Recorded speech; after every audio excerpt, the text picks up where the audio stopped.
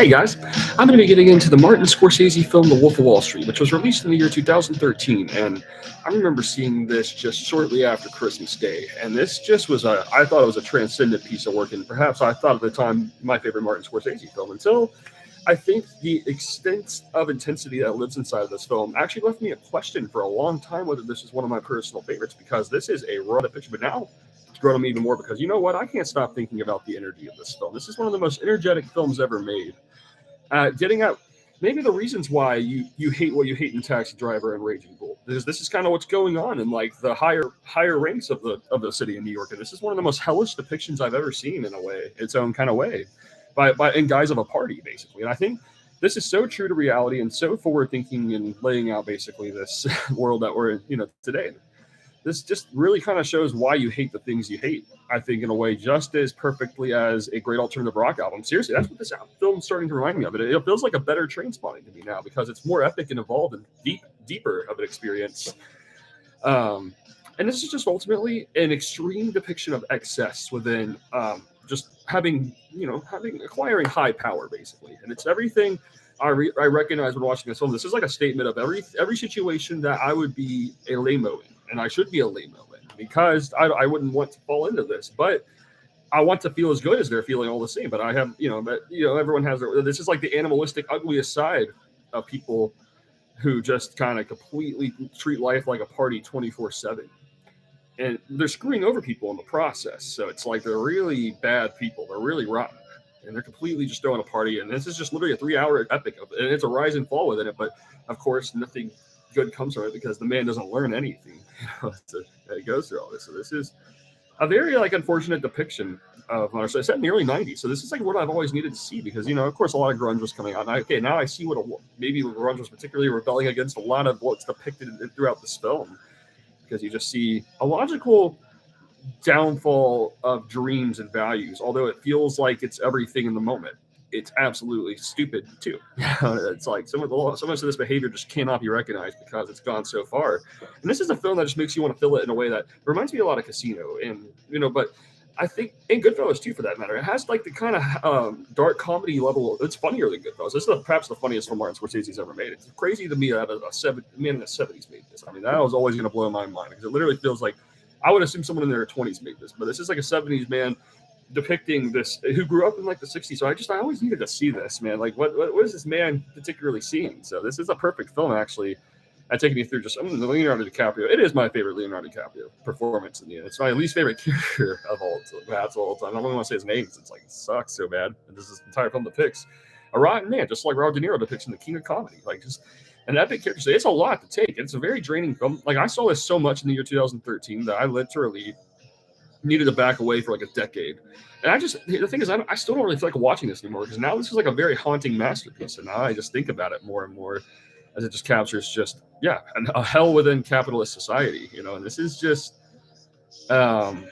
everything that's bad. I mean, just looking at everything, people in high power who are just rotten people and just a complete depiction of the nihilism that lives inside of it. Maybe you want to feel a certain way, but it's like it's excessive, and just know that like, hey, you're going to be a loser here, but it's better to be the loser here. I think is like I get that out of like Kyle Chandler, even it's like his character. You kind of see him being completely beat upon by a higher power, by Leonardo DiCaprio. So it feels like in the end he's just kind of going through this whole feeling like progression of just. Man, like he feels like a real loser. So it's like in the end, it's like, but it doesn't matter. I think is what the film is. That's what I kind of take out of it in the end. So it's pointing a finger at it in a way, one of the harshest ways. It's different because this isn't a gangster film. This is like it feels just like one of his gangster films, but instead this is just literally like Stockholder. So this is just a completely different ground where it's about excess. It's about just everything is profane, everything is crude. And it's literally a deep study on just crudeness, basically. I mean, Jonah Hill in here, this is by far Jonah Hill's best moment right here. This is like he was born for this role, literally. Very much feels like the Joe Pesci of this film.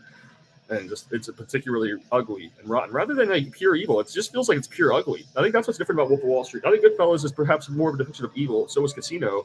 I think Wolf of Wall Street is far on the ugly.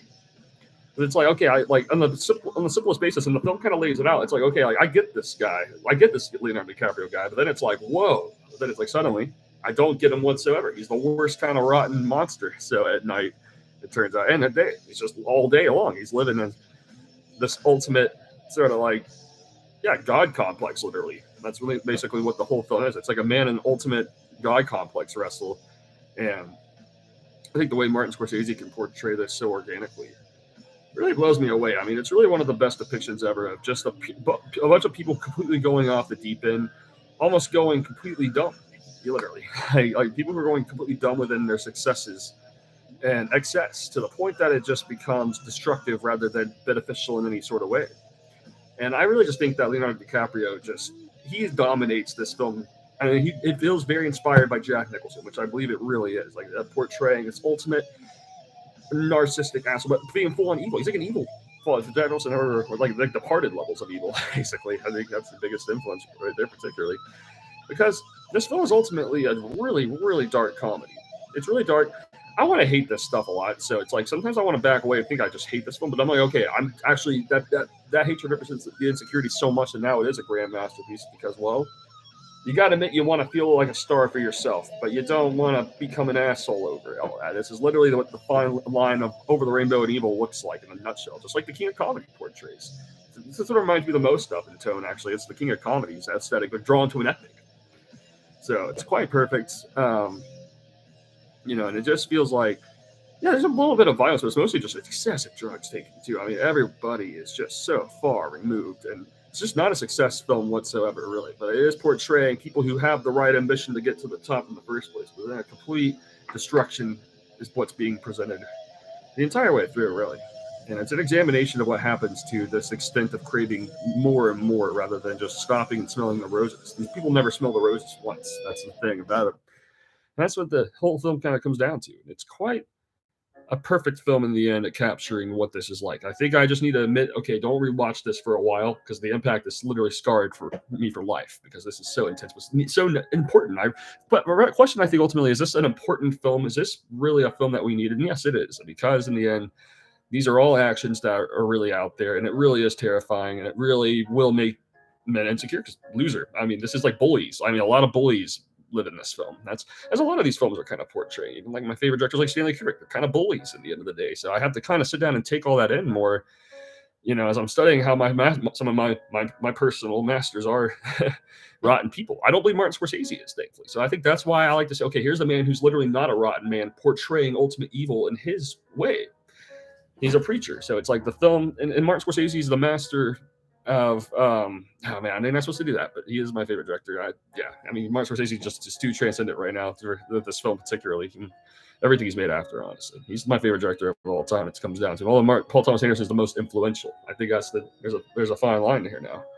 This is actually the rush right here though that is important, and I think that this, just like Goodfellas, this kind of lives on as like a Goodfellas of the 2010s, quite literally. It's got the high energy rush, and I think that makes this in Goodfellas perhaps his most popular film. And I think a lot of people can watch this and really hate what's going on. And I get it, because I hate it all too. But I think this is realistic in the end. And it's kind of portraying something that is terrifying and just plain ugly, basically. This is like everything you don't want, but telling it to you in the way of a party.